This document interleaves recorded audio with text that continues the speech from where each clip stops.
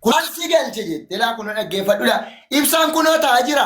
Mana miidhaginaatti akkamitti tajaajilta jette ibsaadhaan harreetu harree jala taa'ette laa kun ibsaan illee jira. Amma murtii natti kenna, murtii du'aa natti kenna.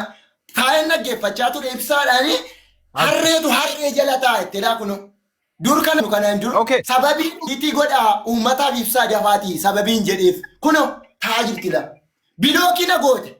Bilookina obaaste laa kunoo anaan sabaasaa jedheef. Rakkina maallaqa kee shaallagdee koree taa'utu maallaqa kee shaallagdee sitti himin bilooksi goote?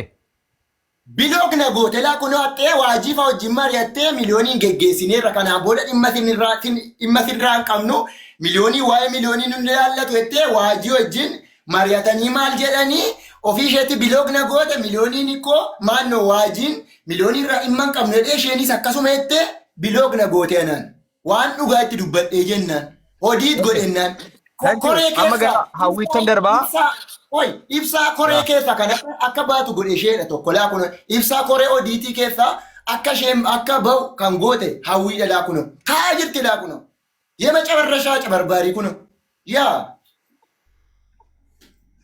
hayyee okay hawwiin koreedha waan taateefi obsaan raayyaman gaafannu koree eenyu waliin waan taate kallattumaan hawwii dubbifnaa gaafa dubbannu miira jibbiinsaa arrabsoo dhimma wangeelaaf quraanaa osoo hin taane dhimma maallaqaati. Dhimma haqaa fi haqa barbaaduu qofa wal jibbiinsi biraan jiru arrabsoon biraan jiru mormiin wanta biraan jiru jechuudha. Waa'ee maallaqa miliyooniif waa'ee koree maallaqa miliyoon balleessan komataman keessaati. Hawwii baga nagaan dhufte. Baga nagaan na eddan nagaan hunda keessaniif ta'u Oromoo akkam ooltan. Akkam jirta nagaadhaa ugaa kuni tokkummaa miidiyaa niitworkiidha komii miliyoonni nuti komii uummata keenya yeroo kamittuu amantaan lagaan kutaa nutuun qoodin rakkoo uummataa aga dandeenye miidiyaa keenyaan furmaata godhaa jirra argaa jirta rakkoolee gurguddaa hedduu furmaata keenyee furaa jirra akkuma kana obboleessi keenya rakkadhee jedhee isaa rakkina isaa dubbatu dhageenye rakkoo kee kanaaf immoo furmaanni hin barbaanna waliin akkuma nama tokkotti jennee kaane waan ta'eef furmaata barbaaduudha. Ati koree maallaqa miliyoon funaane keessaa tokko miliyoon birrichi akka hin qaqqabnee fi uffata namni birrii eddee biraatii erginaan uffata akka bitatee fi maqaa koo badee gargaarsa miliyoon jedhamee garuu tuun hin gargaaramiin hafee maqaatu na bade waan jedhuu fi yaadota komii kaasaa ture. Isin akka koreetti wannan si gaafadhu.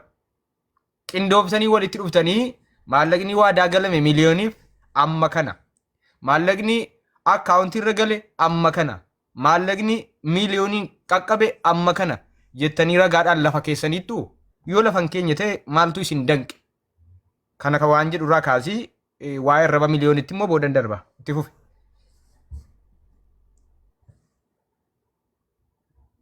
Gooftaan sinaa eebbisu gaafii gaarii gaafattanii garuu dhugaa dubbachuu fi maallaqa akka walitti qabamu gaafanneerra garee wangeelaa irratti gaafanne namoonni akka bira dhaabbatan waan inni nama ta'eef mirgi namummaasaa akka eegamu jennee dhaloonnis bira dhaabbataniiru guyyaa tokkodha guyyaa lammataa mana soolaanitti ture mana soolaanitti ture gargaarsa ammamuu hin taane gaaficha hinafee achii booda immoo miliyoon mana hidhaatii ba'ee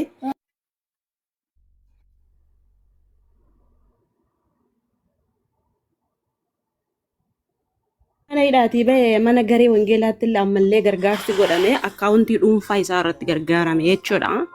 Akkaawuntiin dhaabbata irratti karaa garee wangeelaatiin gargaarame gargaarsi ta'e guyyaa lamaadha. Tokko mana soolanitti namni kamuu kan beeku jalqabne sababii akkaawuntiitiif nurkaantiin jedhee hafe soolanis jira. Kan garee wangaan gaafa duraa immoo dhugumaan irree gaheera. Maallaqni gargaarameera namoonni galchaniiru kan galchanis galchanii kan hafanis hafaniiru akkaawuntii kana kan kontirool godhu anaa miti an Dubaayii jiraadha karaa gara biraa jechuudha akkuma nama kamii miidiyaa walitti dhufnee namni kun gargaaramuu qaba jennee waliin haasofnee xumurree jechuudha. Kanaaf amma waa'ee maaliif idiitiin goonee maaf uummataaf hin gabaasne inni na gaafateera akka dhuunfaatti miliyoon maallaqni naaf guuramee baruun barbaadaa jennaan kana situu nu gaafata iyyuu toon ta'in uummata nutti kenneetu nu gaafata. Imaanaa isin kennine kana eessaan geessan miliyoon irraan geessaniittu kan jedhu kan nu gaafatuu danda'u uummatichaaf ni gabaasna jedhee akka nama tokkotti koree irratti sagalee qabeera. Uummata isa gargaaruuf dhufe yookiin warra biyya Keeniyaa keessaa dhimma isaa hordofaa turan dhimma isaa duukaa bu'aa turan wajjiniini jechuudha. Sagaleen koo ragaadhaaf jira ammas taanaani jechuudha. Yeroo meeqaaf meeqa irra deebiin dubbataa akkan ture akkamitti qabachuu akka turan jechuudha sinii galee. Isa kanaafi ammas taanaani maaltu ta'uu qabaree kan jettaniifi maallaqichi herreegamuu hin danda'ama kan jedhan herreegamuu hin danda'ama kan guurame garee wangeelaa irratti dhimma kana qofaarraan dubbadha. Dhimmi hafee yoo jiraate karaa miliyooniin nutti dhimma maallaqicha herreegnee gabaasa godhuudha. Dhimma kan xumuree kan ta'eef sababni isaa akka inni hiikamu barbaadu mana hidhaati. Gaaffii siin dabala. An Dubaay keessan jira, akkaawuntii Itoophiyaa jira. Miliyoon immoo evidensi na gaafateera waan jettu kaafte. Koreedha miti ati? Koree ta'uu walii gallaati. Koree waan sanaati? Wanticha keessan ture dhimmicha keessan